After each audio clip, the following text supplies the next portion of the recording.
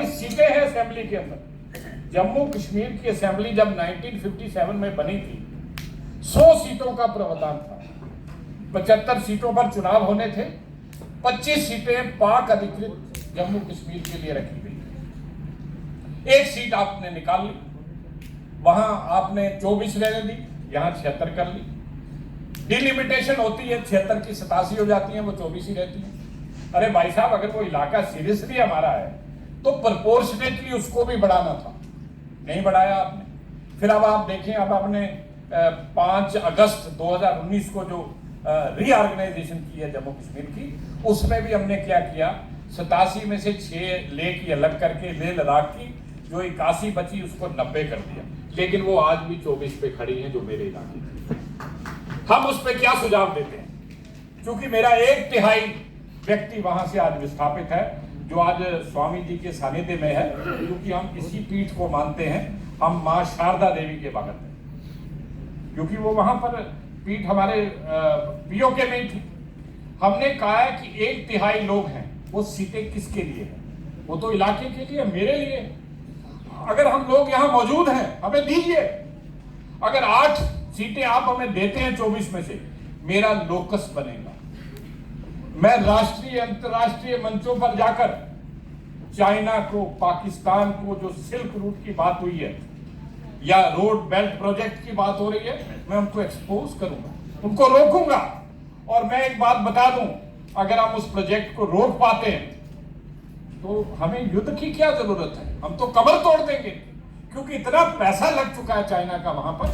और जिस गवादर से वो शुरू होता है वो प्रोजेक्ट, वो हमारा इलाका है। और अगर हम उसको वापस ले लें, चाइना और पाकिस्तान तो वैसे अलग हो जाते हैं। वो अगर आज जुड़े हैं, वो हमारे इलाके को लेकर जुड़े, लेकिन वो सोच नहीं बन रही। हम कर क्या रहे हैं? हम दूसरे तीसरे चैनल ढूंढ रहे हैं। मैं यहां एक सोल्यूशन दे रहा हूं। मैं कहता हूं आप एक काम करिए, और जिन मैं 8 सीटों की बात करता हूं, ये कोई हवा में नहीं है। इसके लिए कई संगठन, कई कमेटियां, कई लोग उसका जो है वो कर चुके हैं, पहले से ऐलान कर चुके हैं। अभी डिलिमिटेशन कमीशन बना था जम्मू कश्मीर में, हम उससे मिले। हालांकि उनका मैंडेट नहीं था, जो रंजना देसाई जी हैं, उनका मैंडेट नहीं था। लेकिन उन्होंने अपनी रिपोर्ट में लिखा कि जो पाक अधिकृत कश्मीर से रिफ्यूजी आए हैं या विस्थापित आए हैं, उनको पर्याप्त मात्रा में सीटें दी जाए। उसके अलावा पार्लियामेंट्री स्टैंडिंग कमेटी बनती है, जिसकी 2014 में रिपोर्ट राज्यसभा लोकसभा में पेश होती है। वो भी कहती है इनको 8 सीटें दीजिए। और उन्होंने ये भी लिखा कि अगर इसके लिए कॉन्स्टिट्यूशन में अमेंडमेंट भी करनी पड़े तो करिए।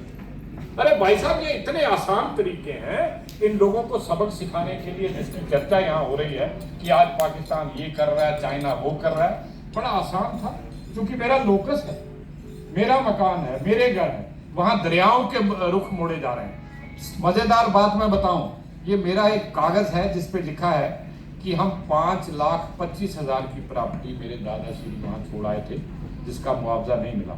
लेकिन भारत सरकार मुझे क्या कहती है, आपको वापस भेजेंगे, आपका पुनर्वास होगा।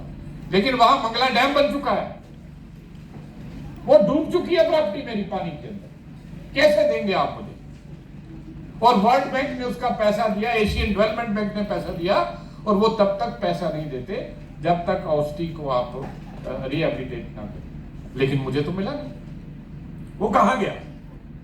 ये बातें हैं सारी। मैं कहता हूं कि भारत सरकार को वो चैनल भी खोलने चाहिए जिसके माध्यम से युद्ध कोई आखिरी ऑप्शन हो सकता है, लेकिन और भी बड़े सारे ऑप्शन, क्योंकि हम उपलब्ध हैं। ये अभी मेरे लोग अभी यहाँ आए हैं, ये कुछ गुजरात से अभी एंटर हुए हैं, एक राजस्थान से भाई साहब यहाँ आए, वो बैठे हैं। ये सारे लोग पीओके से विस्थापित, कोई मुजफ्फराबाद से है, कोई कोटली से है, कोई बिम्बर से है, कोई मीरपुर से है, कोई पलंदरी से है, कोई बाग से है, कोई नीलम घाटी से है। सारे लोग वहां से आए हुए हैं। हमारा भी एक सपना है, 3 पीढ़ियां मेरी चली गई इस सपने को लेकर कि इलाका खाली होगा, हम अपने घर वापस जाएंगे। जिन गलियों में वो पले बड़े हुए, खेले, वो नसीब नहीं हुई उन्हें। तो क्या इस पर काम नहीं होना चाहिए?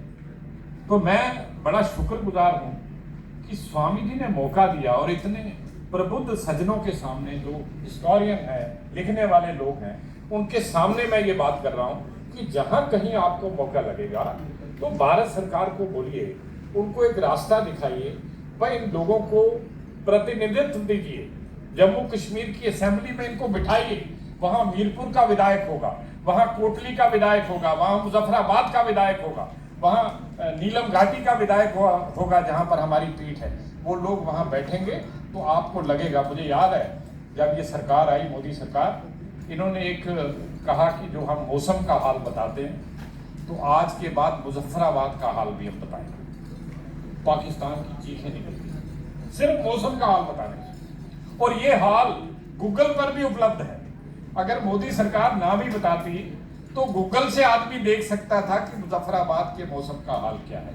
लेकिन जब उन्होंने ये कहा हम बताएंगे, तो पाकिस्तान की चीखें निकली। तो भाई साहब, जो चीजें मैंने बताई हैं, अगर इस पर कोई काम हो तो क्या पाकिस्तान की छाती पर सांप नहीं लौटेंगे? निश्चित तौर पर।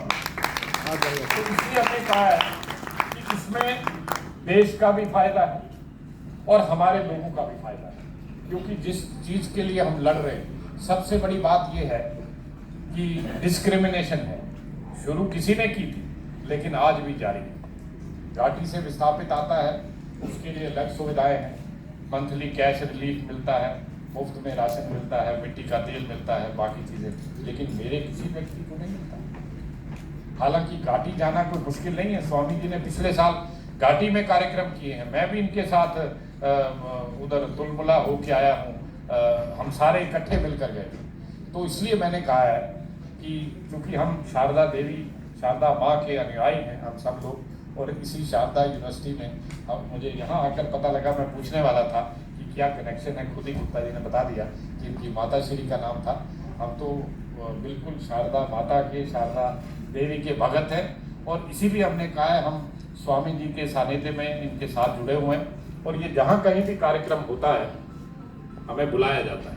लेकिन मैं आज बड़ा धन्यवादी हूँ कि आपने इस विषय पर, खास तौर पर जिसकी चर्चा कभी किसी बड़े फोरम पर नहीं हुई, लेकिन एक और अच्छा काम हो जाता। यहाँ वीके सोई साहब यहाँ बैठे हैं, इनके पिताजी ने उस समय वहाँ नौकरी की है शारदा में, और नीलम